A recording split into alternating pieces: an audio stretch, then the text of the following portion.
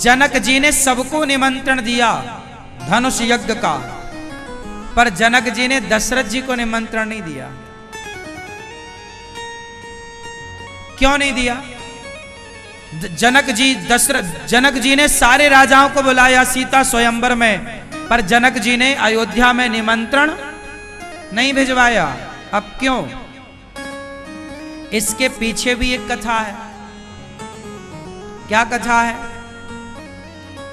इसके पीछे कथा है कि एक बार जनकपुर में जनक जी एक बगीचे में बैठे थे। एक साधु आए तो साधु ने कहा, जनक जी बड़ी भूख लगी है, कुछ खाने को दो। उस समय जनक जी नृत्य सुन रहे थे। वहां कोई नाच गाना चल रहा होगा, संगीत का प्रोग्राम रहा होगा, तो संत की आवाज जनक जी के कान तक नहीं आई। तो संत जी ने श्राप दे दिया, जनक जिस बगीचे में तुम बैठकर आनंद ले रहे हो वो बगीचा सूख जाए, मैं श्राप देता हूं। तुरंत वो बगीचा सूख गया श्राप से। अब जनक जी की नजर संत पर पड़ी, क्षमा मांगी, महाराज अपराध क्षमा करिए, पर यह बगीचा बहुत अच्छा है, यह बगीचा को आप हरा भरा कर दीजिए। तो संत जी ने कहा कि कोई पतिव्रता नारी यदि इस कुएं का पानी निकालकर कच्चे सूत की रस्सी बनाए, कच्चे घड़े में पानी भरे कुएं का, और फिर इस बगीचे की सिंचाई करेगी तो यह बगीचा हरा भरा हो जाएगा। कच्चा सूत जानते हैं, कच्चा धागा, कच्चे सूत की रस्सी बनाओ, कच्चा घड़ा मतलब कुम्हार जैसे मिट्टी का घड़ा बनाता ना, चाक से निकालता, वैसे ही कच्चा घड़ा जो पका ना हो। अब कच्चा माटी का घड़ा तो माटी जैसे ही पानी में जाएगा वो टूट जाएगा, फूट जाएगा। अब लो,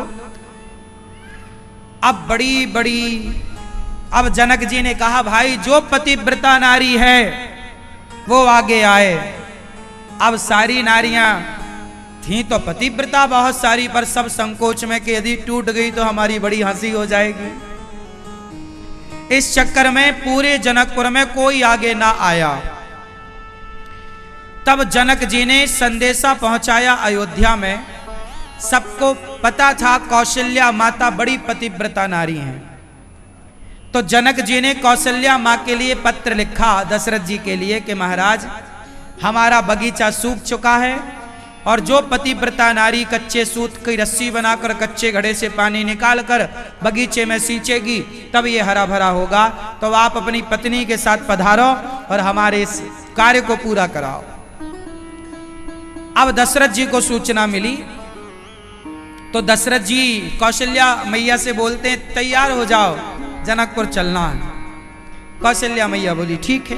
कौशल्या मैया अपने कपड़े लत्ते तैयार करवे लग गईं।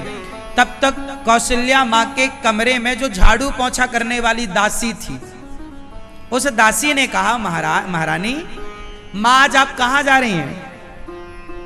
कौशल्या मैया बोली कि आज हम जनकपुर जाएंगे, वहां एक बगीचा में सूख गया है तो पानी वानी हमसे डलवाना चाहते हैं। बोले जो पतिव्रता हो तो आए। तो कौशल्या मैया के कमरे में झाड़ू लगाने वाली जो उनकी दासी थी, उसने कहा, माता इतना छोटा सा काम करने आप क्यों जाओगी, हमें भेज दो। कौशल्या मैया की दासी तैयार हो गई। दशरथ जी ने कहा, अच्छा आप जाओ तो जाओ। रथ तैयार किया, कुछ सेना की टुकड़ी दशरथ जी ने भेजी, और वो कौशल्या मैया की दासी रथ पर बैठ के चली और जनकपुर पहुंची। तो जनकपुर के लोगों में बड़ा उत्साह था कि भाई अयोध्या जी से कौशल्या मैया आने वाली हैं। सबने देखा, कहां कौशल्या मैया। तो रथ से उतरी वो दासी। तो वो दासी भी इतनी सुंदर थी कि जनकपुर वालों को लगा, वाह जय हो कौशल्या मैया की। कौशल्या, उन्होंने कहा, मैं कौशल्या नहीं हूं, मैं उनकी दासी हूं। अब जनक जी घबराए, हे भगवान, बुलाया रानी को आई दासी।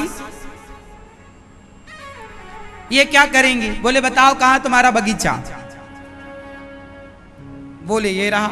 अब सब लोग बिल्कुल आंखें गड़ाए बैठे कि कब रस्सी टूटे, कब हम हंसे। पर वो दासी तो कच्चे सूत की रस्सी बनाई, कच्चा घड़ा डाला कुएं में पानी। हे ईश्वर, यदि मैं पतिव्रता हूं तो ना ये रस्सी टूटे ना ये घड़ा फूटे।